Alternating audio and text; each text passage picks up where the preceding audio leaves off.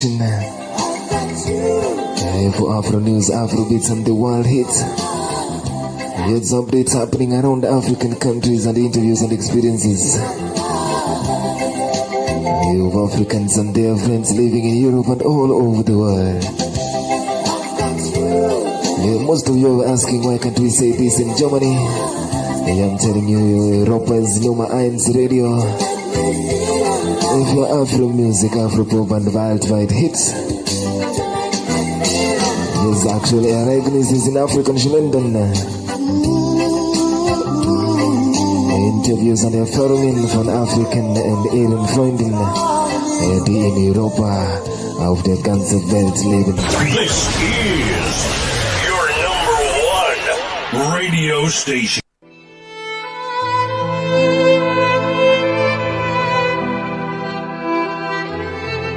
You came all the way from Africa. Life has been a journey.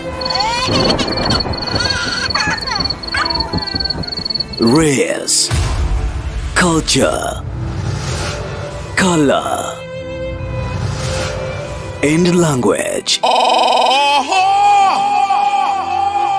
On Diaspora Chronicles, Agnes K. Frolich brings you AGGY'S live talk show. On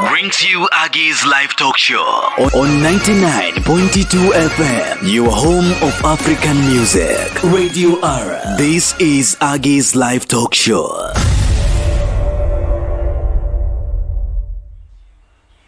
So, ladies and gentlemen, we are here, we're back. I hope you've been having a nice week since we were together last week on Sunday. We talked about some burning issues. We had almost a fight in studio here because we could not agree on everything, but we tried our best. And today we're going to talk about something else, but also related to that. Remember, this is AGGY'S Live Talk Show on Radio R 99.2 FM, and I have, like always, my special people here in studio. I have DJ Obi Trice here. Good afternoon. Is it afternoon or good morning? It's afternoon already. Depends on when you woke up, eh? That is it. That's it. And we have, like always, the famous Kwaku the Problem. Welcome to studio. How are you? Are you also awake or not yet? I'm awake, and I'm ready for this topic. Oh, great. And I think you're the right people because you will tell us what has been done by the parents in the past, what is being done now, what should be done in the future, because you also grew up in Europe. Actually, I have very good candidates here.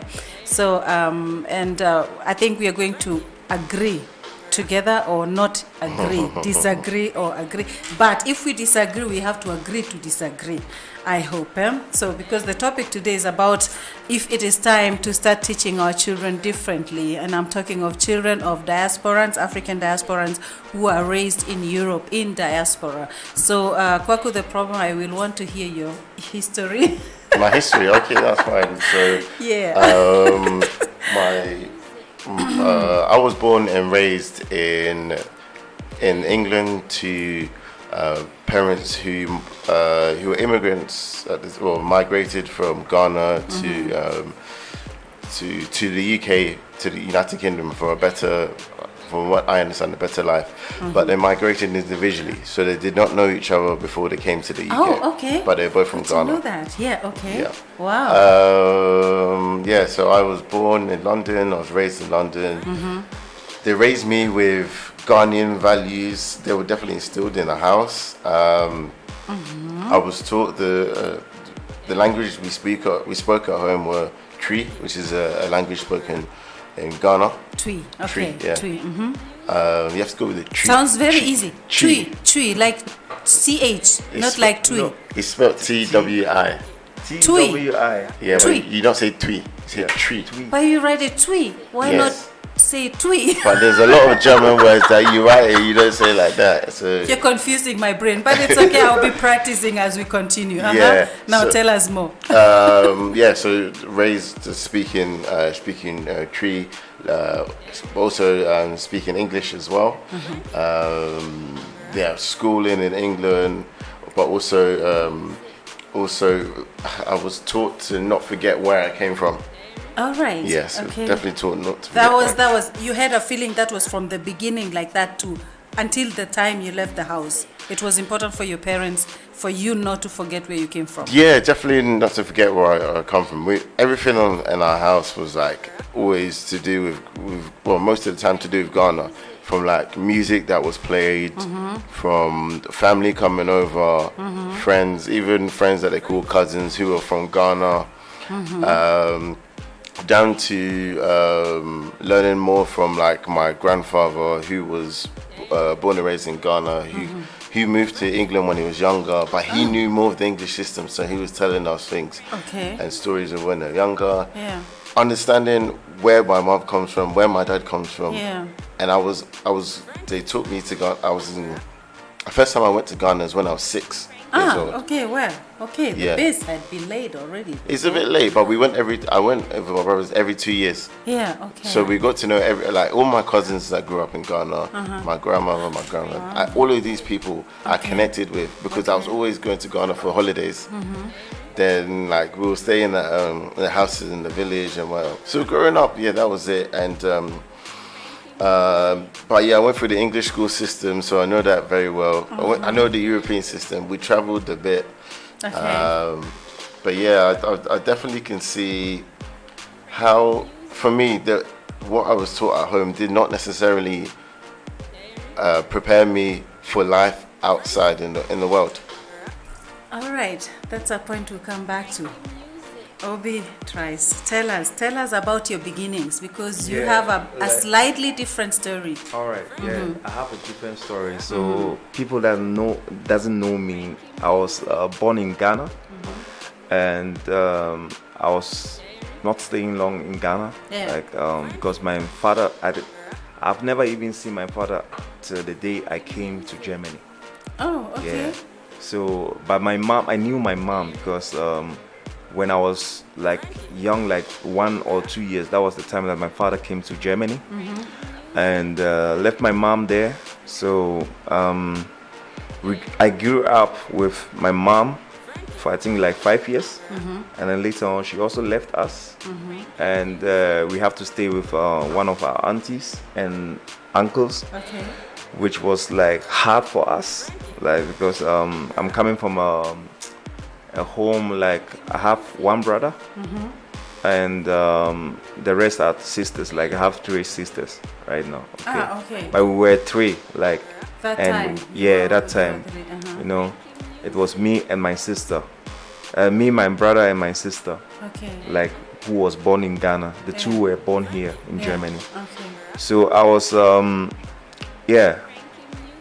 I was in Ghana up to my 8th years, you know. So when my mom left us, they were looking for who going to take care of us.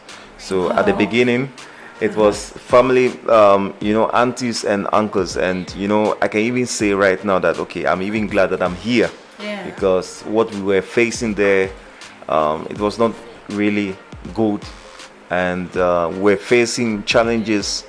And we're struggling also, you know. We have to keep up our mouth, shout, you know, even when our parents call us and ask, hey, how are you guys? And we have to be silent because we can't tell what is really happening. Yes, we can't even tell them what is actually happening. So in everything, God has always a plan, you know. Somebody came to visit us, you know, from Germany. One of my father's friends that he also met them here. And when he came down, he was like seeing us like struggling, like, you know, we were me, I was skinny, not like the way you are seeing, than you are you know, now? like Oh my goodness. I mean, like I lost weight. I lost too much weight compared to when your mother was still there. Yes, when my mother was there. So he took you. pictures, and that pictures brought us here, you know. Oh, so wow, okay. it was, my parents were seeing that, okay, like no, something have changed. My kids are not like that I left them before, you know. So they were struggling, saying that okay, no, this thing has to be stopped. So they were working, trying to, you know, hard to get us here, you know. So when we came here, we were confessing, telling them everything. So there became a fight between the auntie and my mom, you know, because you know, it's not right. were beating, we were like, having like as if that okay, we are not part of the family. Yeah. They were having kids. Sometimes we will be having like we will be getting some gift from our uncles or from our friends from my father who came to visit us, and like they will appreciate, like we will say that okay, like thank you and stuff. But when they leave us, the gift will be like given to the kids of their of the so that was like anytime the challenges, so sometimes they'll be calling us, we have to be on the phone like silence, not even because they will be warning us. Yes, did you get warning before? Yes, before you take the phone, we get warning before. Oh, that a call is coming from Germany, so don't mention any kind of thing, because after the call you get your punishment when you say anything wrong. Hey mom, I need help or something like. It's really sad, your parents are, just imagine your parents are out there, they are outside, trying to even see you guys happy, because they don't want it to take us to Germany. Yeah, they were just they coming wanted to, you to stay in Africa. Yeah, they just wanted us to stay so that we grow up like maybe 15 in a correct way. Yes, in a correct way. Have the real culture in Ghana, like you go to school, boarding school or whatever, But it couldn't, so they have to take both of us, me and my sister, because my brother was already grown up. So he was like, they were saying that okay, no, my brother should go to my daddy's uncle, like friend or somebody like that. He was also facing challenges there also, and then when he also came, he also confessed everything, and it also became a fight, and our parents, like they were like seeing that okay, those friends or like those family members. They are normally cool and stuff because yes, because could you imagine my mom was even elder than the other one, and she was the one even feeding her when she was not having anything, and when she was not even married, even through her communicating with the man was not even so easy. But my mom was fighting for her, and then my mom was also expecting that okay, like she would also treat her as also like the same that she treats her. But it couldn't even be, so things were like crazy. So we have to face challenges. So when we came here at the age of 8 in Germany, we have to even confess about everything. So they were trying to figuring things. Right now, when I go to Ghana, it's just like already I have this kind of anger in me that okay, why should I have to even be here, like go to them and even give them something or like so and they were also happy to see us that okay, we have changed, we have grown up and things are working for us and stuff, but sometimes I always say that God is somewhere else who is watching you. So people can see, through the visitor who came to see us and take pictures. That was actually what we were saying, that okay, like we thank God that okay, somebody, because we couldn't even talk to him, say anything to him and stuff. He just gave us the present, but we were never even receiving the presents from our parents. They brought us JC, trickle. We could not even wear it. My foot, Wow. This is something. This is a very good issue, because I have in one group we have ladies always thinking, it's difficult raising my children here. I want to send them to Africa to relatives so that they can grow up properly, because we have that fantasy. I mean, it can be also right, but we have that thinking only in Africa our children can be taught manners and learn to live right, which is. We have some good things about our African culture, but it's something that I think I have mixed feelings about it. Because if you're not the one taking care of your children, how can you be sure that your children will be 100% safe and being taken care of? That is it. I think whatever it is, they will not raise the child the way you want your child to be raised, whatever. Yes, that's it. So they were pleasing their kids instead of like also taking us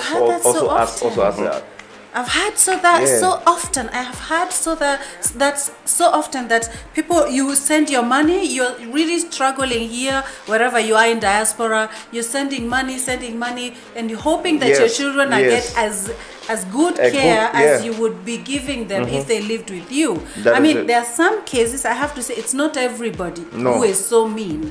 It's not everybody who treats their children who are not theirs like that. Yeah. There are some really genuinely nice Yeah. people who can do that, but there is no guarantee. No, because no. sometimes we may think that it's my relative, it's my brother, it's my uncle, it's my Yeah. whoever, Yeah. granny, Or I'm giving them whoever, money, so yes, it's and okay. if I Yeah, give them that's it. money, they'll take care of my children. And But it's always like, it's not wow, always like. that's an eye opener, because we have that point there now, leaving the children in Africa in the hands of relatives. We have your point of, you were brought up completely in diaspora, but completely in the Ghanaian way. And the last point you said was, it did not prepare you for the life out there. Yeah. Now, elaborate a bit about your out there.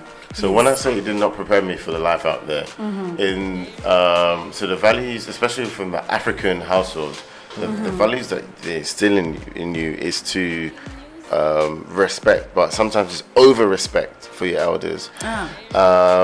Which respect is good. No, let me not call it over respect. Okay. They should say respect. Also, do not look at someone who's older than you's eyes when In you're the speaking eyes, to them. yeah. You also have that Yeah, culture. we also have that as well. I think it's a general African culture. Yeah, there's certain things which are good, like I learned for us is you never give somebody something with your left hand. Yeah. That's a no. Yeah. You do not ask questions, you don't ask why. The reason, the reason why I say that is bad is going now into my school. Yeah. You're more quiet. You're Yeah. less Yes. expressive. Yes. You Because may. you think you're showing respect and Yeah. obedience. Yeah, exactly, by not Yeah. asking questions. But then you go to the school, or maybe the school, there's a parent teacher even. We have that in England. I don't know if you have Yeah. that in here, Germany. Yeah. Then they say, oh, your child is quiet, it needs to talk more, it needs to reserved, needs to be yeah, open yeah. a bit and But when you're at home, they say, quiet, why are you talking for? Don't talk when Don't talk when the adults are talking, I never looked at it like that. So I'd say for me in life, Yeah. right, even Wow. even in work, when I first started work, like I was quiet. I was trying to be like that. I'm here. I'm working. The one thing that was instilled in me, again, another thing that was instilled in me that was very good is be hardworking. Yeah. Which was good to a point, because I learned also in work that there's some people that don't work as hard as you, and they go further than you. And they make it, yeah. So you have to work smart. I tell that to you for now. Work smart, not hard. Yeah. You Okay. know? Work hard, not smart. This is what people in the business are saying also. This is it. It's not just hard working, but working smart. You have to And know how to position I hope parents yourself. out there are listening. Daisy That's Owino, you're welcome. Thank you for listening. You said it is a very good topic. And Tabitha Ouma, you're welcome.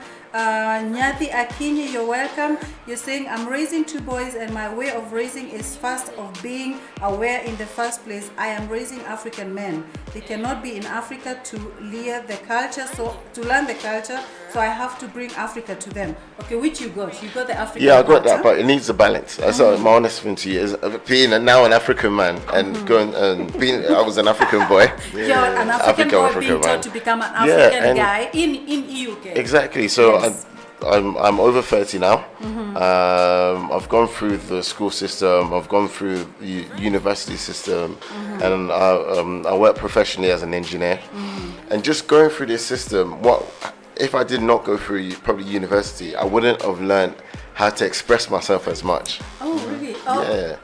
Up to university, you didn't have that freedom. I don't think I had that, I don't know. Because you had that notion that as an African young man, you should not answer the older. You should not be too. Exactly. We say in Kenya, kiherehere. I mean, don't be just Don't- talking in the up yeah. anyhow. Yeah. Because I was at home. I was at home up until I was 18.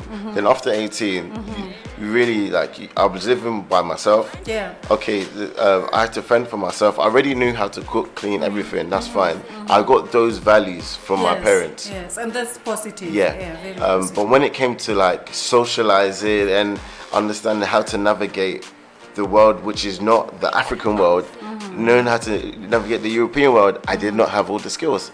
Wow, wow. I did not have all the That's skills. a very, very deep point, really. Yeah, it's really. Yeah, Daisy is saying keeping children quiet slows them down in school and in the future profession, which the point you're just Yeah, talking about. it does.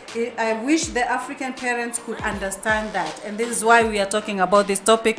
Remember, we are on Aggie's Live is Talk it. Show. We are talking about life in diaspora. How we bring up our children is not necessarily the best way. Some things are positive, like he learned how to cook, he learned the normal things. Yeah. But this other thing of just stepping back and not expressing yourself, like Daisy Owino is saying, and Kwaku the problem is said, it is very detrimental actually for Yeah. our children's development. Yeah. So, what do you say, DJ Obi Trice? What was your experience? Now you transisted, you moved from Ghana, you came to Germany, Yeah. and you had, of course, also school experience in Ghana. yeah, you went yeah. 1 or 2 years maybe there in No, school, or 1 I year?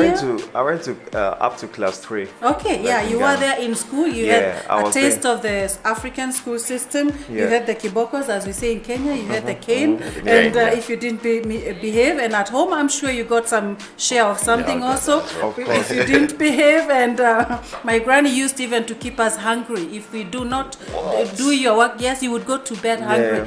She will sit you on a corner, and you watch how the others are eating, so that tomorrow you will not stop. I still remember this. That's abuse. It's so, yeah, it's traumatic, but people don't realize, let's our children learn the African way. But I don't know, it's very controversial. So tell me the transition from class 1 to 3 in Ghana and the experiences, and then transiting to this school Yeah. system here in Germany. Like- What do you think was different? And then you can tell like, us what I you was think. also facing like in Ghana, like class 1, starting the class 1 and everything, like you get homework and stuff. And I was not that kind of guy that, not that I don't like school or something like that. I was like doing everything, just to, have a good degree and everything. So, but you get home, trying to figuring your homework and everything, you get that kind of like punishment and stuff. So it's just like somehow difficult, like how they will treat you. They will let their kids even teach you your homework, because they are thinking like maybe you don't have any kind of like future, or you don't have any kind of like this thing, just like discourage and everything, So it's just like only their kids that they were pleasing, but us, they were checking us, as if that we are nothing for them. So we're just facing the challenge. So when we came here, although you have to learn the language and everything, start from the beginning, Yes. So my father was like that kind of like person, like who was like strict to us, because we started knowing him when we came here. Yeah. So it was just like also from our, like my mom was like, is that, we were like, oh, is that our father? Just like, You had a yeah. different picture of We him have a and different an picture of him. expectation. I know So this we have is never the even romantic seen part him. of We know it. when He we will were take kids, us we have never there. even seen him. It was just like the time when we came here Yeah. that we realized that, okay, this is our father. So we have to try to study him, No one said, your mom didn't say, oh, this is your dad. we were kids. Yeah. We're not having any kind of contact, Interaction, you know. So it was only the visitor who came to show us picture that, oh, this is your father and your mother, Okay. and Oh. stuff. Yeah. But we already knew our mom, Yeah. because when our daddy left us, we were with our mom for 5 years. So okay. up to 5 So she years, was you the mom know and dad already. for that Yeah, time, yeah, yeah. yeah. So when our mom left us, that was the challenges that we were facing. That, okay, like, we are here new. We have to start knowing our father and everything, knowing about the school system and everything. So my father was like somebody who was a bank manager, and those kind of bank manager, they are strict Very when it strict, comes yeah. like to learning maths. So he was teaching us maths, plus and minus and all those kind of things. I was not the cleverest one, that I was not getting it. So he was like, Yes. somehow he'll be like, beating us, or like, trying to get this thing in our minds that you have to, maths, you have to be fast, you have to be this. Yeah. So thank God, he made us to, like, complete the language, Yeah. complete our school, everything, and we Yeah. are even glad that we still have him, and is still So pushing you're us. saying it is, to some extent, it's good that the parent was strict. Yes, like it has to Yeah. be a decision that okay, like your parents has to be like discipline you so that you can also. Now, my question have- is, before even you continue, what is the meaning for you being strict? In which ramen?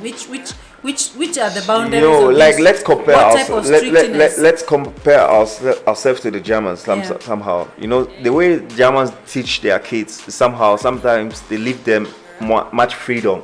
Yeah.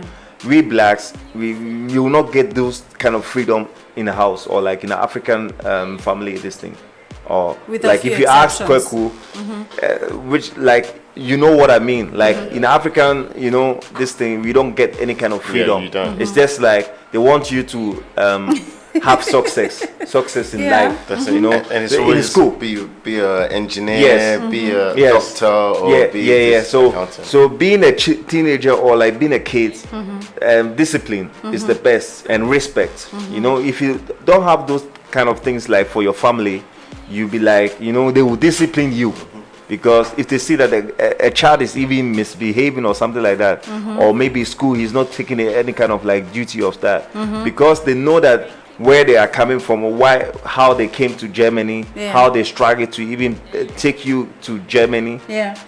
They don't want those kind actually, of like. you hear that on a daily basis. Yes. Do you know what I went Yes. through to bring you here? That is Which it. is, in some In- sense, sometimes yes. you have to be reminded. But now I'm still stuck on that discipline thing. Yeah. What is what do you think should be different from how you bring them up here and you bring them in Africa? I'm talking because it's a very sensitive issue. We've had it in different groups also about, is it legitimate? And I'm saying, because I've lived with a German, I know even there are Germans who beat their children. I know there are Germans who beat their wives and beat their children. So discipline. What is discipline? And there was a time I was raising up my mouth to say that okay, like if our parents are treating us like that, discipline us. Me, when I grew up, my kids, I won't I won't discipline them like the way my parents did. There's a different, that I can even discipline my children.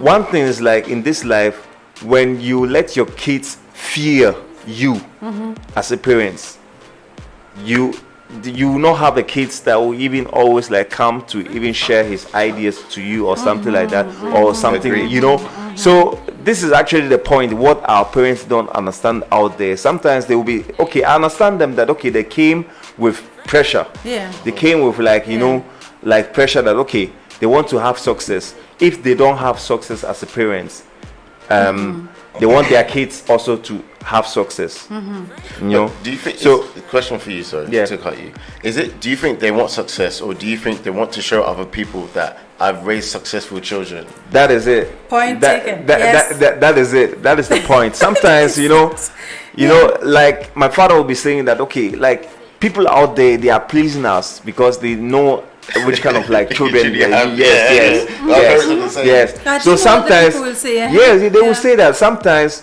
the way they are with us because they let us even have this kind of fear. Yeah. But when we are outside, for me, example, when I'm outside and somebody want outside for me to do something for him, I will just do it like with pleasure, with the love and Yeah. everything, So when my parents see that, they will be, you see, like outsiders, you please them, you praise them with love and everything. But for us, when we are asking You're you not to doing do it. something like that, you won't do it. Yeah. What is the problem? Yeah. Then I'll be just telling them that okay, like because maybe the discipline that you guys are giving us is too hard. Or maybe just slow it down, because we are not even kids that if you tell us something in love, we cannot even take it. Yeah, because they Yes. haven't shown you love. All they're showing Yes. you is Yes, what they are showing us is just like, I was like somebody, I love football, but when I was a kid, I have to I have to not let my parents even know that okay, That you're playing football? yes. When I'm going out to training, Okay. I have to hide myself somewhere else. When I you know that serious? because we knew that when my father was working, we knew that okay, my father come at this time, Yeah. so this time I have to be home before, home. even when the train is not even closed or I have to be home.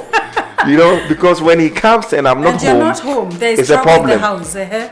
The first thing what he was asked is like, "Where's Obi?" You know, What is he doing? What has he done? he's outside What is he doing? Where? doing what? Yes.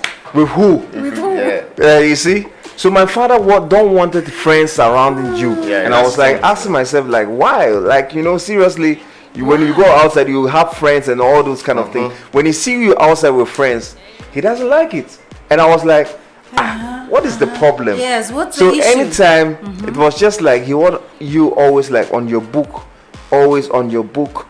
But it school, can become taking even boring. and I was like, It's too much. yes, and there was one time I was like saying that, okay, like, so you want us to be on the book for 24 hours? Like how?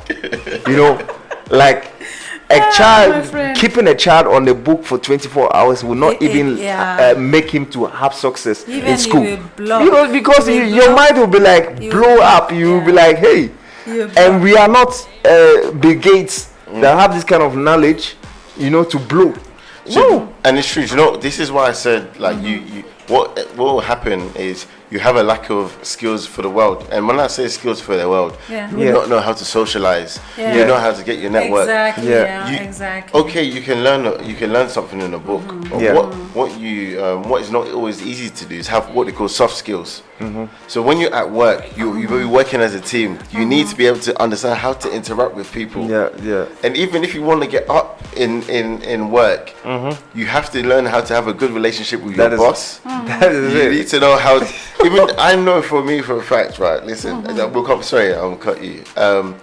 I know that there's a lot of social aspects that I have to do. If it's go to the pub with my team, Yeah. go for Yeah. drinks and Yeah. everything. That This is- is how you build Yes, that network. yes, yes. Yeah. You don't build it by staying like. No. In No. the book. If they see you isolated, they'll say, "Oh, this person doesn't want to work Yes, with us." Yeah, yes. yeah. But they yes. don't understand that. That's how we. That's what we were taught Yeah. when we grew up. Yeah, So that's sorry how to you cut you, grew but up, yeah, yeah. that what point was. Hey, Yeah. that was a good point. Let No, me it's- read what Kanida is saying. Back to the topic. For me, I think this is time to continue teaching our children our African culture. But as parents, we should adjust to the present generation, present world, because everything is changing day by day, from technology, etc. If they may not be done, we may find us guiding them the wrong way. This is what you're saying. We need to change. We need to continue the African way, but we also need to adjust. Yeah, What does that mean? teach somebody. Remember never to forget where they come from, because if you do, I'll tell you. For today, we're in Germany, we're in Europe. Yeah. As soon as someone says go back to your country, that's when you will feel it. Yeah.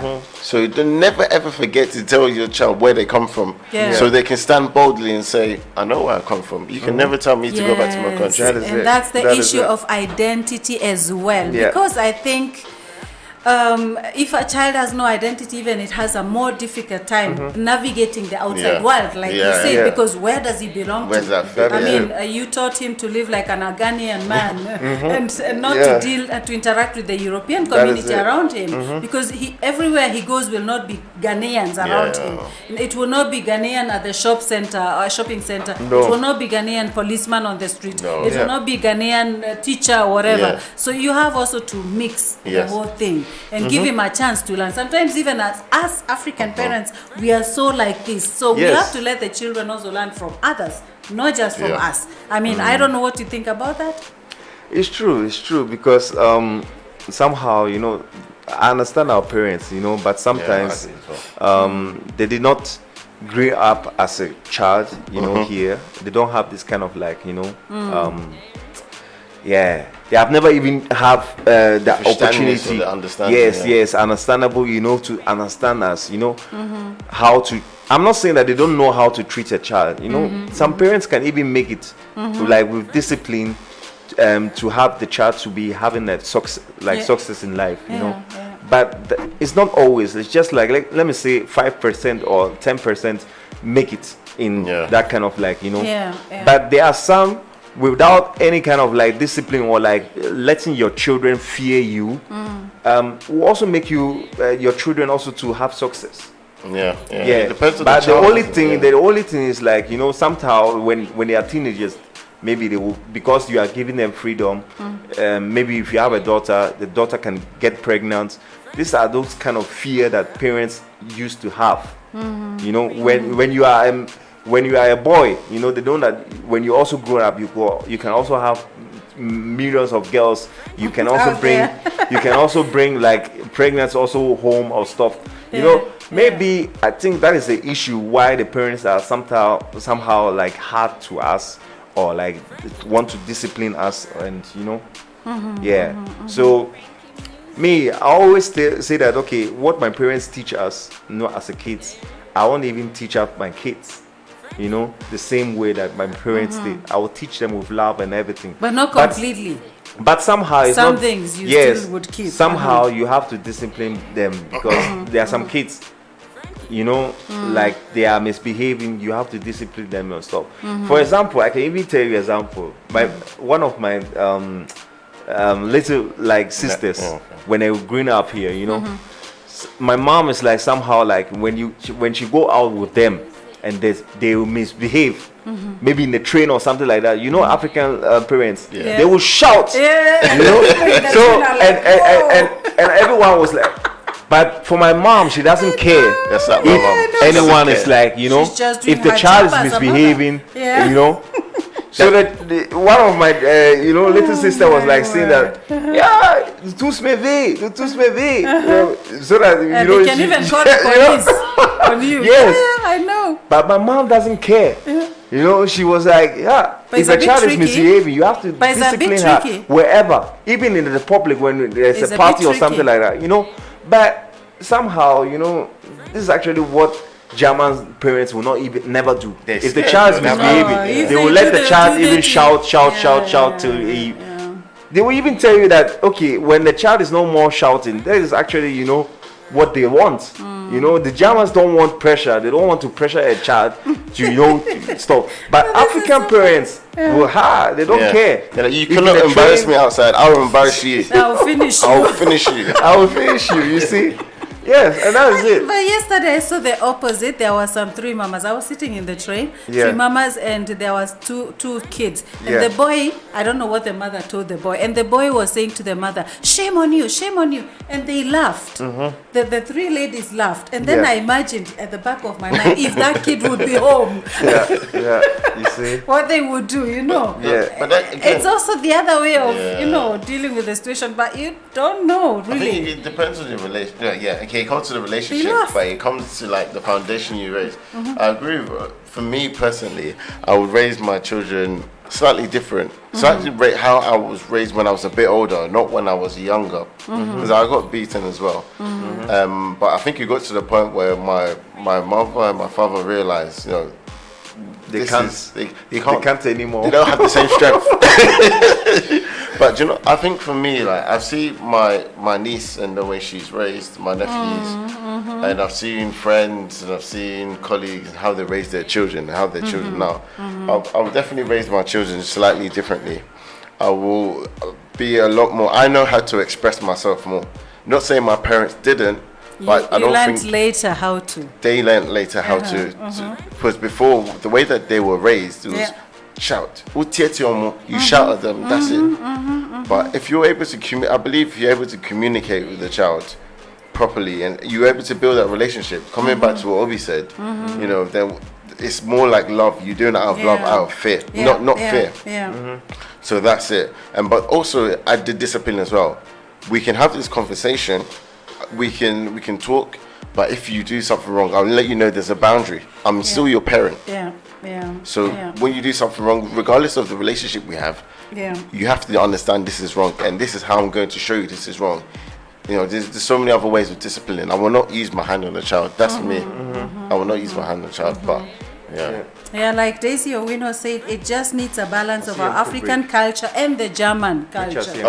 Both cultures have to have a balance because you're bringing up children in two different cultures actually. So it's actually not wise and not logic to bring up a child only in one way, even if the parents are both from an African countries you know, sometimes even you have Ghanaian marrying Kenyan or Nigerian or whatever. So which you have like, to make a compromise. You cannot say my culture is the main culture. You have to consider the child in which community he's growing up in, and you have to consider that and bringing up in that direction that it's easy for that person. So we're going to make a break. Remember, this is Aggie's Live Talk Show, and refresh your drink, and let's meet again in a few.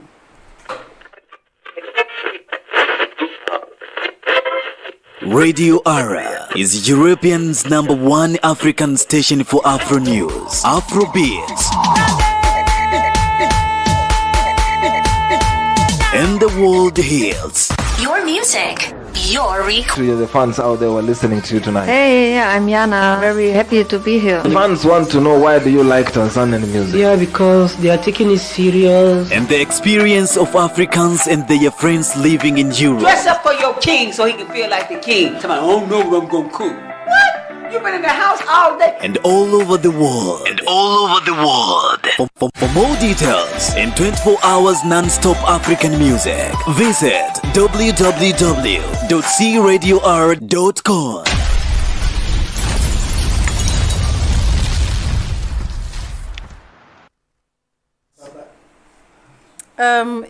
Remember, for those families who need a break in disciplining and everything, and you're maybe wondering where can you make that break, there's a place called AGGY'S Holiday Homes, and this is in Mtwapa in Mombasa or in the coast of Kenya, and they also have holiday homes in Nairobi. So if you're wondering where you're going to have your break from disciplining and bringing up your children, and because it's been very strenuous, this is a place you can take your time off from disciplining, and you can go have a nice time there with your family, with your kids. Kwaku, the problem, if you have a family once, you can also go there, even if you're from Ghana. It's in Kenya, and the number is 0791 606 912, and of course the kind of +254. This is one place you can go and have some nice time, yeah? 99.22 FM. This is Radio Ara. Home of African music. So, ladies and gentlemen, we're back again. This is a hot topic about bringing up children. And remember, there's also Phoenix Capital Limited, Kenya. This is a place, Kwaku, the problem. If you have a car and you want a loan and you want to invest somewhere else, but you don't have the cash for it, you can go to Phoenix Capital Limited in Kenya and give your car there, and they will give you, and your logbook, and they will give you some money, and you can start working. I heard even within 2 hours, you can get the money that you asked for. Is that not something special? That is something special. If you had a car in Kenya, would you do that? I would definitely do that, especially if I have to pay for the school fees for the for the children that I'm trying to raise well, the African way, or so to say. Definitely I can see this being a thing. Or even if I want to. If we've all been stressed in the house, me and the children, and I want to go on AGGY'S holidays, I'll quickly take my car for a logbook loan and go to AGGY'S as well for a short break. That makes sense. Yeah, for sure. This would be something that would be very, actually, even sometimes it's really tiring. Some people think it's easy to bring up children, huh? But in Swahili we have a saying, giving birth is not the work, but raising them is work. Okay. Kazi sio kumzaa mwana, kazi ni kumlea mwana. I will teach you that in Swahili someday. Every day. Yeah, and remember, Phoenix Capital, where you can give your car and get a loan, is in Nairobi or in Kenya, and you can dial one of these numbers shown on the display, or just get 254-705-408-967 or 0712-004-669, and then give your car and get your money and start working. So let's get back to our topic. Yes. You have something to say still. We were talking about balancing. Always. Yeah? I always have we are something talking to say. about something, balancing. Yeah, Candida's Richard is a bit provoking out there. He's saying it seems DJ Kwaku Chipi had a long way while he was a kid, but at least they did build a strong man, currently a teacher to teaching parents out there. What do you say about this accusation? Do you know what? I'd say I had to go. Kanida, even this one's for you.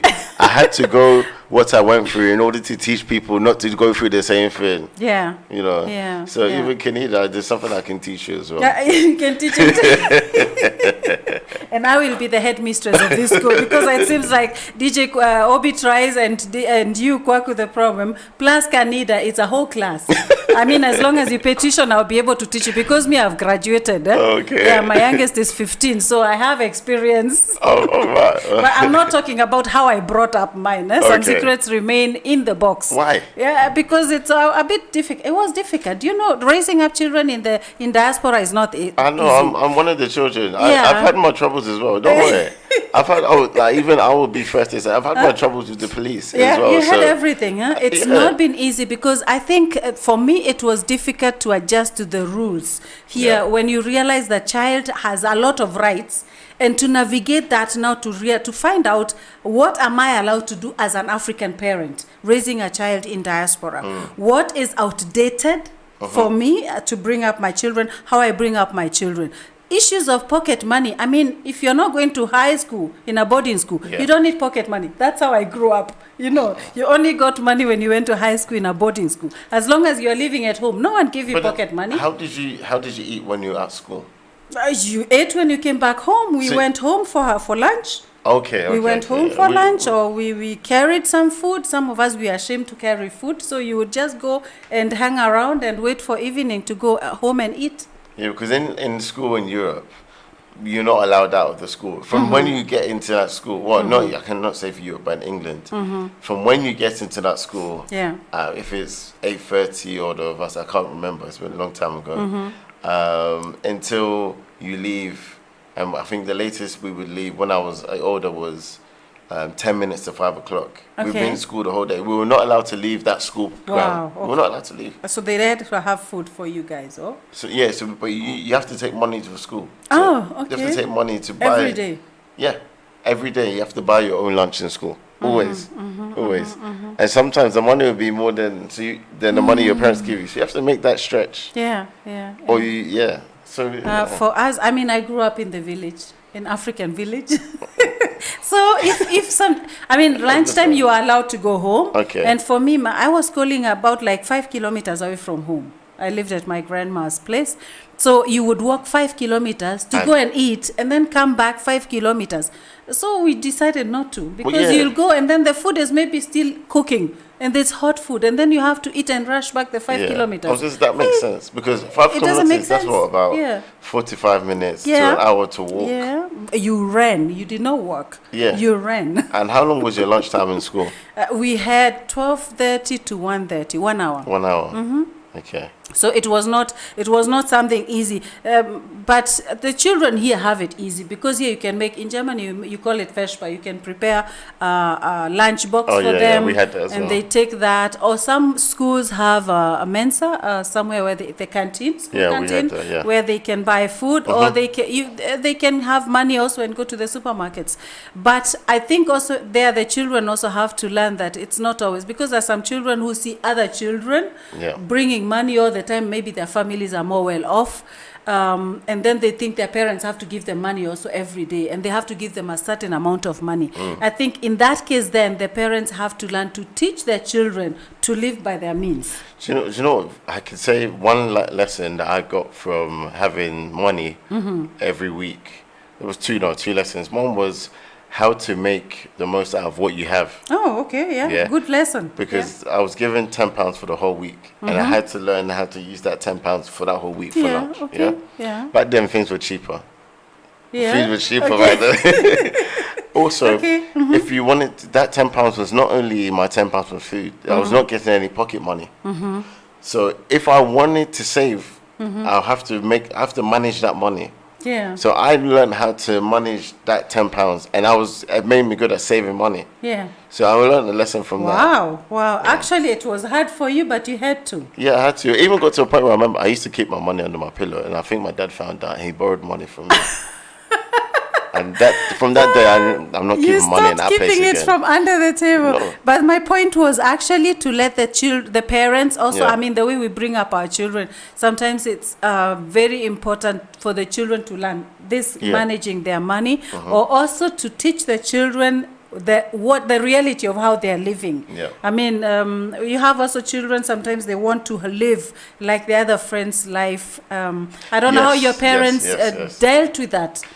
Because you are raised in diaspora, so I don't know how they dealt with that, because there's always the desire of, like, teenagers, they want to have these certain brands of clothes, certain brands of shoes. They want to eat, if they have to go out and eat at McDonald's and not dinner and whatever. I mean, how did your parents deal with that, and what do you think you would have done different now? I don't know. I don't think I would have my parents deal with it. I don't think it's like my parents. I don't think my parents knew how to deal with it properly. I definitely had it when I was younger. In school, people were wearing maybe a particular brand of trainers, or even school shoes, because we wore school uniform. If they wore a particular brand of school uniform, and you want to be that, you want to be in the in crowd, you want to fit them. How did they? They didn't. Well, I can say with my parents, when we asked them for something, they didn't give it to us, and that's what worked. Yeah, okay. They gave us what they could afford, number one, and what they knew would be durable for the whole year. So if we have a pair of shoes, they will last us for at least 1 year. That's what was in their mind. For them, it wasn't about fashion.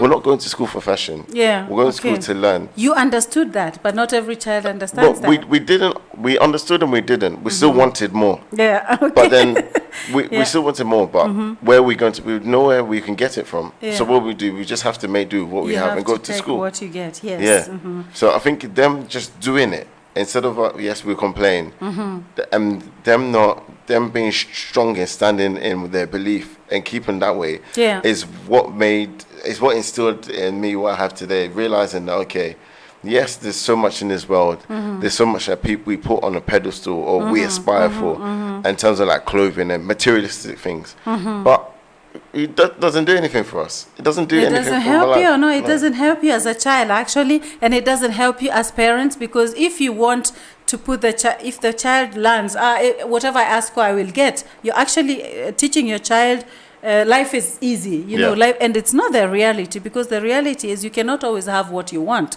unless you really work so hard or so smart and get your money to be able to buy what you need. So I think the parents also need to step up on that, or be honest about it to their children, what they really can afford and what they cannot afford. Yeah. I think this is something that we need to change as parents. I have had people say sometimes, my child would never wear second-hand clothes or whatever. What's wrong if with you that? can afford it, okay. But don't say that, because you're telling even that child, even when it's needy, he will not be willing to wear that because it's second-hand. I'll tell you the problem with even just that was like, you're going to buy a child a piece of clothing. Just say, for example, it's a Nike piece of clothing. Your child is, even this is to like people, the babies, your child is like 3 months. How long will it take before your child grows out of it? You've bought that. What are you going to do with that now? You've bought that piece of clothing. The child grows out of it. What are you going to do now? Yeah, I don't know. So even me today, it's so funny. I wear secondhand clothes. I like secondhand clothes. I do wear secondhand clothes too. They don't make clothes that they used to make them. They don't make clothes as they used to make them. I mean, there's all this Chinese stuff around in the market, and they don't last long. You should see the Italian shirts that I have that were made in the 90s now. Even if you see my shirts, sometimes I wear shirts, different shirts. That. You're even more sympathetic now. Listen. Okay. But yeah, so coming back to the topic in terms of like the way we were raised, that's not just with African families. It's also with, but I think that's a positive. If you, as an African parent, you're firm in the way you are and say, look, this is what we can afford. This is what we're going to do. Those other things, they don't mean anything and they won't bring you anything. Okay, fine. That works. Unless you want to say, okay, your child is being bullied for the way they're dressed. Yeah. I mean, there's always be a bully in every school. I don't know of any school where there's no bully. I don't think there is any school without a bully. Some of them are secretive. Some are very open about their bullying. So I think the parents also need to prepare their children. Did you get bullied? I mean, you're so nice and kind. I get bullied. I think they tried. Do you know what? I think they tried to. The problem for the bullies is Let's talk about them. I had 2 brothers in school, and I had a lot of cousins in my school. Okay. So if anything happened, they would be like nobody. So I have an older brother who's in years 2 years older than me, 2 years older, but the way when he was born, it means he was only in the one school year above me, and I had a younger brother 2 years younger, and we all went through the same schooling system. Yeah. So even if someone tried to bully my younger brother, he would tell me, and I'll go and sort it out. And the guy would be in trouble. Yeah. Or if anything happened on top, even like I think there was a time I remember. I think my older brother's phone got stolen somehow in school. My dad went to go and tell a cousin. Or a cousin's mom who was in the school. They went to go tell my cousin, and he came to the school to go. You know, he was in the school as well. Okay. So he went to everybody to say, who took my cousin's phone? So he took my cousin's phone. Yeah. The thing is, my school, we had a lot of Ghanaians in my school. So we had a network. That was Ghanaian territory. I'm gonna tell you. There was full of more white people, but the Ghanaian people, you don't mess with them. Wow. Yeah. Okay. So bullying. Talking about bullying, some parents don't. They have a way of dealing with bullying, whether a child is open or not open about bullying. Some children don't talk about it in school because, especially the boys, because they are taught you are a boy, you are a man, you have to stand your ground. You don't, you don't. You don't show weakness or whatever. It's a weakness. It's a show of weakness to complain about bullying and all that. What do you talk about that? Because I think sometimes as parents we are very insensitive, and that's why our children end up not even talking about it in school. The bullying thing is a tough one, because I have friends here in Germany where the younger nieces and nephews all have experienced that in school, and I think, is there any way I could help? Should I send an email to the teacher or the of us? But sometimes that doesn't help. It doesn't help because if you tell the teacher, then the teacher tells the bully or whatever to stop. Then what happens is the child is seen as weak, and the child is seen as they cannot stand up for themselves. So what does the bully do? The bully goes and bullies them more. Yeah. Because they know that you're weak. Yeah. But I think that I have an idea of what should happen. What should happen? Okay. While Kwaku, the problem is thinking how to tell us what should be done. Because I am talking about this because sometimes we should. Sometimes we are not sensitive about how our children are dealing with situations in school or even out there. Sometimes bullying is not just in school. Even sometimes on their way to school or the way back home, or sometimes they go out in town alone. They want to go shopping or something. They meet this bully out there, and they cannot talk about it because their father or their mother has taught that boy or that girl to stand up and be strong and not complain. And sometimes it gets out of hand because the child has been taught to just show the African strength. You are a strong man and all that, and the child is suffering in secret. Now, tell us. I think when it comes to bullying, first I need to look at what is going through the mindset of a bully. I think potentially they prey on people who look like they are, like you said, weak in a way, or have something about them what they can pick on. But if the child has a lot of confidence in themselves and they know themselves and they can speak out and whatever, it's less likely that a bully succeeds. Yeah, okay. So I think instilling confidence in a child is important. If it's been like a child knows where they come from, so no bully can say to them, "Oh, you go back to where you come from." I know where I come from. You can't tell me anything about myself. Or your hair is this, or your skin is not nice. No, my skin is beautiful. You cannot say anything to me about my skin. My skin is black. I come from where kings and queens come from. Instilling this sort of level of confidence in the child, I think, is very important, because confidence, when someone, even at this age, when someone confident approaches you, you're less likely to talk a certain way to them. And I think it's very similar with when a bully comes and preys on people who are weak or seen as they're weak. But if the child is very confident, it's less likely that a bully succeeds. But how to instill that confidence in the child, it comes from, I don't think it's something we necessarily do, or necessarily I got in the African household. I think what it is affirmation to a child. You're great, you're lovely, you're doing handsome, very well. you're okay. You're handsome, you're okay. You know, and there's nothing wrong with your color. There's nothing wrong with your color. You know, all of these, you affirm them. You affirm all of these in the child, so the confidence comes with them.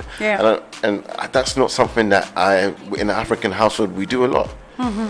Is I know I have friends young friends over my age and younger. They do this, they see this, and this comes from social media. They see this, so there's good things from social media. But it's not something I got in the African household. In the African household, I got read your books. I've got read your books and that's all. Read your books, or why is the TV on? What time to go to bed? Or this and that. And it was discipline, but less of the affirmation. The affirmation is not there. Sometimes you're always given a feeling that something is missing. You're doing something wrong. You have to step up your game. Always have to step up. This is not. You're not good enough. Or you have to work harder. This is difficult. Nyati is saying the problem is not the kids reporting rather than children report, and less or nothing is done. That's a different topic for another day, but it's an issue also that sometimes it's not done. But as we talk, I understand your point, Nyati, but it's the issue is what parents can do about that. And this is what we are, Kwaku the problem is saying, the affirmation, the child, working on the child as a parent, to try to teach that child, even to take note of that weakness is showing. I mean, saying, it's bothering me when a child comes to you and says, this and this boy did this, not to brush it off. Because we have that, sometimes we have that tendency, we want to be the strong and we Africans, we don't do this, we don't feel the pain or whatever, but the parents have to affirm that child. Sometimes people out there may not do anything about it because it's not every teacher who understands. Exactly. I know most of the teachers will say, he didn't mean it like that. It's maybe it was just a joke or whatever, and they brush it off. And the problem is when the parents also brush it off, then it becomes a big problem for that child. And what happens in the future, because I can speak from this as well, a child all this builds up in a child. And all of the bullying is a traumatic experience. And it has an impact on the child in the future. It has an impact on the child in the future. So there's nothing wrong with telling your child you love them. They're doing great. Spending time with your child, so that even when you affirm them, you give them, like I said, love languages. Before I said in another show, but it's important to show child love in the way that they understand love. There's nothing wrong about it. There's nothing wrong with showing the child that they are special there. And I think this helps a lot to build them up also, because if a child is hearing at home, you're not good enough, you have to keep trying. I mean, it doesn't mean that you have to tell the child, you don't need to do anything anymore, you're good enough. But the child needs to know that he's okay the way he is. He can always do something more, but he's okay the way he is, she's okay the way she is. Because somehow, I mean, I may be wrong about your culture from the area you're from, but in our culture is we have that feeling always, we have to push our children to another level, to another extent. And the children are like, I'm doing a lot already. What else do I need to do? What do you want me to do? Or what can I do to please you? It seems like everything I do now is not enough. Yes. So I'm always trying to do this. Then it gets to a point where you're like, okay, I cannot do anything that's enough for you. So I'm not going to do anything. And this is sometimes it becomes mostly prevalent when the children become teenagers. Then we wonder when they start rebelling, or sometimes they just let you talk, and here they are a bit more open. They just talk. They just do some signs, like the Germans will say it's the hammer of Durchzug. They have just put you, it's like a loudspeaker, you're only making your words, but it doesn't get them because they have put a shield in front of their faces or their ears. They don't listen anymore. So actually, if you show them that they are taking them serious and their needs also, this salish, I mean this the psychological needs, then I think for the child is even more building than when you block their needs. If you block, don't brush them away. So we need to step up on that as parents. I know it is not easy to always say, I hear you or something like that, but we need to work on that as parents. Kanida is talking about said before I catch my last train from Paris, those parents who don't know how they can educate the children about the culture, I have a tip. There are more African shops around. like Aggies Afro Bazaar, take them there, show them this is an African sculptures, African clothes, and take them back home when the pocket is friendly. Show them African foods, let them buy themselves, not to depend on dinner or weekend. Thank you. That's a very good tip. Yes, Aggies Afro Bazaar online, you can buy African stuff, and also you can ask if you need anything, you just let us know. And Aggies Afro Bazaar, there's a variety of African stuff, sometimes even events, and your children can learn a lot about that too. Soon we'll be able to be available online, and you can shop there direct or even get in touch there direct. We'll be sharing also recipes of African foods, so you also can try to work on those things that you can buy from our shops. Thank you so much for reminding me, Kanida Richards. I had forgotten about that. Yeah, and as we talk, empowering our children. Yeah. I think this is the topic we just had now. I think it's so important, especially for our children who are growing up in diaspora, where the community is generally, I mean, you are not supposed to talk it loud because everybody means everything is good here. Yeah. But the reality is, psychologically, our children are going through a lot. They are. And empowering our children, especially the boy child. This is a question I want to ask you. How much you think the parents need to step up how they bring up the boy child, because they have more pressure out there? I have a feeling. I don't know. I'm not a boy child, but I have a feeling they have more pressure out there in the diaspora. What do you think? What could be the problem? Let's hear your point. It's hard for me to say because I have an older sister, but she grew up in Ghana. She was born and grew up in Ghana. So I think for me definitely as a young man, there's definitely pressure and to say like, okay, when I need to succeed. I'm a man, I should be providing for my family. And also, like we said previously, there's the pressure from their friends that they put on when their friends maybe saying, oh yeah, my son did this, or my son's gone to this school, or he's doing this now. For them to have it as well in their family, that their child is doing well, and especially as well. For me in particular, I felt pressure. I felt pressure to say, like I said before, anything I tried wasn't good enough. Yeah. You know? This is so sad. This is so hard to deal with. How did you survive it? You know what? To be honest with you, not until recently. Okay. Not until recently. Like I was always, even to my professional life, I was always trying to work hard. I was always. I struggle with balance in personal life and work life. So something always takes precedence. Yeah. So even when it came to work, I was working hard. I was doing more hours than I should. Always harder. And it was only till, like, honestly, I not until I started counselling. So You did, I did counselling, and this is not one thing that we do a lot in the black community. No, we don't, because it's a show of weakness. This is what we think, but it's not. It is not. It's not. Yeah. So it wasn't until that I started counselling that actually then we went back here to look at how I was raised. How you were raised. What I went through in life, and and even going through the counselling, I did counselling for over a year. I just recently finished actually. I'm not finished, but I recently just stopped because she said you're good now. You're good to go. That's good. Certificate. And I think what I got from that was, wow, I'm good. Where I am is where I'm supposed to be. And you're okay. And I'm okay. And who I am and where I am. Wow. And I'm a sort of person, I always want better, I always want more because of the way I was brought up. Because of the way you were brought. Striving for more and more and more. And there's so many things that I've done great, and there's so many wins I've had. I don't celebrate them because I look at what's next. You don't think it's good enough. I don't think you it's have good to enough. Do something bigger. Yeah. There's always more I need to show. Wow. So now I'm more comfortable with where I am. I enjoy the space I'm in now at the moment. Wow. With counseling helped me out, like being more secure with who I am and more confident. Yes. And just being and able to show that outwardly as well. Yeah, because I say this because I realize in our African community, we really put pressure on young men and men generally. We expect so much from the men. It's amazing. Even to find a wife as well. I get that. I'm not bothered.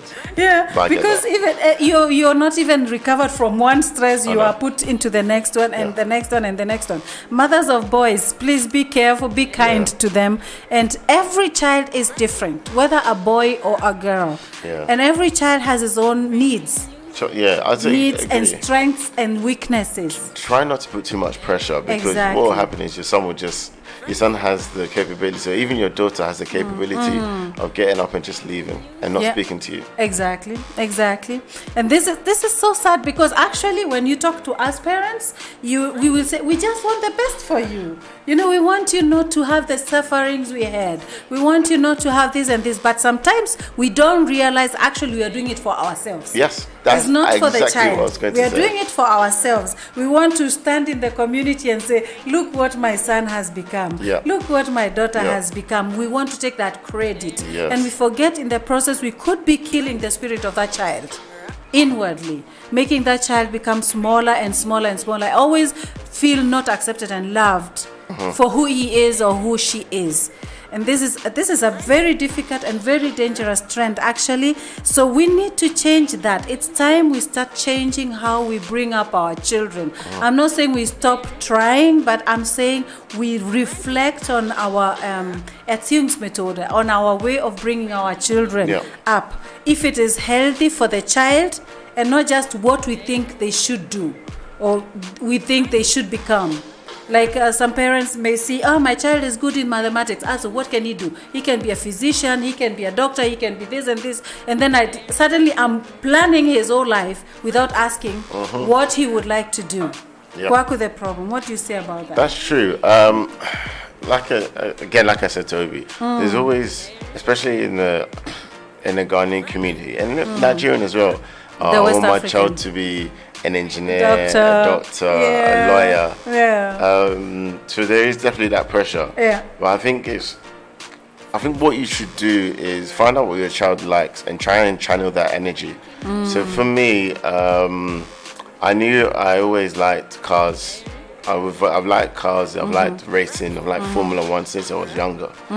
And I'm always a strategic thinker, and I was always like a child who was always constructing things. Well, I was always breaking things as well. I thought you bring and construct. I'll break, like even my brother used to have a train set. I broke it and I hid it behind the chair. I remember that story. And even when it comes to like a plug on a wall, I'd unplug it or I'd stick things in it. But for me, I always had the technical mindset. And when I got older, I realized, okay, I still want to do something with cars. And I reverse engineered, so to say. How do I get into a place where I could do stuff with cars? Then I looked into certain industries. Then I realized, engineering. So I kind of did what my parents wanted me to do, but it wasn't because they did it. Because you discovered something in you. But and I say to parents, it's like, just look at what your child is interested in and try and channel that. Try and develop that for them. Support him in finding actually the way to that what they would like to do. I have an actual case because my son, one of my sons, he was to choose jobs. And he had 2 jobs which he was near to going. And I thought the other one, which he didn't like so much, would be better for him. Because I had my own fears and I had my own assessment, and I thought I have to push him somehow to go to that. And until I realized, hey, it's not about me. It's about his life. It's what he's going to do. He has to be happy in what he's doing. But sometimes we forget very quickly as parents, and we start pushing the children in our direction. Actually, we think, we are doing it the best for them. It's good for them. But we are being selfish. It's true. We're being selfish in that because we are trying to fulfill our own desires and our own needs. We want to be accepted in the society, to be given a seat at the high table of certain meetings, to be called in the WhatsApp group and to be the organizers and this because of our children. But it's the lives of our children. We can support and nurture them, but not push them into a direction that will break them in the meantime. So my advice also is you'll see what your child is passionate about, and when you have passion about something, regardless of how much money it will bring, or regardless of how hard it is to do that thing, that passion is what drives them. Even to yourself now, think about what you're passionate about as a parent, and what is it that keeps you doing that. Even if it's like you're passionate about doing a certain thing in the church you're doing, and you do that for no money. This is the thing that you should look at your child. What is your child so passionate about that they'll continue doing? And try and my advice is try and nurture that passion, so that passion becomes what the child does. And you'll see, even if the child doesn't earn a lot of money, it's nothing wrong with it, but your child will be so happy. Yes, that happiness that your child wants, it should be the most important thing. Then they will have a wholesome life. Trust me. Wow, that was something very deep actually, because I there's some things I keep learning while we are doing this show, and I'm hoping you as a parent out there, you're learning something, because it's so important for our people in diaspora to start asking questions and reflecting, because we are not in Africa anymore. We are living outside our zones. So it would be unfair to bring up our children only in the African way, although they are living in a different culture. So and it is so selfish of us to just put them in one box when they actually should live in different boxes. So let's be very careful about how we are bringing up our children. Let's be very concerned about their well-being. Actually, their well-being is so important. A child could be very healthy on the outside, but inside that child is suffering, because all we are seeing is what we have in front for them, what we have planned for them, what we have invested for them or in them. You know, I know this. I like this. I laugh because we are always reminding the children, do you know what I did to bring you here? Do you know what I am doing for you to wear this dress you're wearing? Do you know how far I had to walk to go to school? I had to carry water. We hear these stories all the time. It is great we hear them, but oh my God, what you need to tell us? What are you trying to tell us with this? What do you want us to know? You want us to know you had it hard? Yes, we know you had it hard. Tell us, we will remember that. But if you keep telling us you had it hard, it just becomes this same story. It makes the child even feel guilty sometimes, where it's not necessary. Okay, you had your experience as a parent, as a mother, as a father, but this child now has his own experience here and living completely in a different environment. So but it's not easy. Let me tell you, as a parent, it's not easy. I can see it. For you, maybe you can reflect because you are a child who grew up in diaspora. But for the parents bringing up children here, it's not easy. There's definitely parental pressure. It's very difficult. It's definitely parental pressure. The pressure is so high. And your children, like, there's not one way of bringing up one child. Like, you might think, okay, I brought the first one up like this. Let me bring the second one up the same way. And this second one is completely different. It's difficult, So it's like, I now have to relearn and invest more time. But I think this is what I've come to learn. What I've come to learn is I have to just be open with my children in terms of not all of them are going to be the same. I'm not going to bring them up. Even in relationships, I cannot just feel like I've planted the seed and that's it once. It's about watering, continue to water, continue to pour into them, continue to learn from them and them learn from me. This parenthood is lifelong. It's lifelong. It's a lifelong thing. It's a Kerry Taiwo. Thank you for watching. We've had people really joining us, contributing, and Kanida Richards, I see you are very busy. Nyathi Akinyi, thank you for joining us, and Daisy Owino and DJ Obi tries had to leave quickly or shortly, and Kwaku, the problem, you have not yet become a parent, but I think you get my certificate. Thank you very much. Even as what you have experienced is also an eye-opener for us parents, because you grew up in the diaspora to completely African parents who tried to teach you in the African way, and you still felt it's not enough. It was good what they did because you can cook, you can clean, you can, I mean, all these things you learned even to go about with money. That is so important because you got the chance, and their strictness also maybe helped you, but you said you had to learn outside there because you had to go out there, and there were not only Ghanaians out there. So parents, while we bring up our children, we mean it well, but we have to consider the situation situation, the circumstances of our Yes. children and where we are living now. So, and it's true, it's right that we start thinking it is time that we change how we are teaching our children. It is time that we start to reflect and think what is good for our children, what will do them good, what will help them improve to be perfect, almost perfect African men and women in diaspora. That's it. Thank you so much, Kwaku the Problem, and thank you for everybody else who joined us. It has been a very learning experience for me too as a mother, and despite my 5 children, almost finishing the race, but I've learned a lot for my grandchildren. Maybe I'll be more kind. Yeah, and until next time, this was Aggie's Live Talk Show on Radio R 99.2 FM. And you remember, it's the best place, Europe's #1 African station for Afro news, Afro beats, and the world hits, and everything that's happening around us and outside Africa and outside wherever we are living. I mean, Africans in diaspora, we are everywhere. But this is the best radio station you will have. Definitely. So, and thank you also for sharing with us and discussing with us. And I know next time someone said, Nyati, you said there's a topic for another day. We will check. Yes, we will check and deal with it also. And thank you for joining us. God bless and all the best. Remember, there's Kingdom Talk coming. Don't go away. Take your Bible and refresh your drink. Choose a nice place where you can sit. If you're someone who likes to stand and sing hallelujah and amen, also look for a nice safe place and enjoy the time. God bless you. Till next time. Bye-bye. 99.22 FM. This is Radio Ara. This is Radio Ara, home of African music. For live stream, interviews, and non-stop African hits,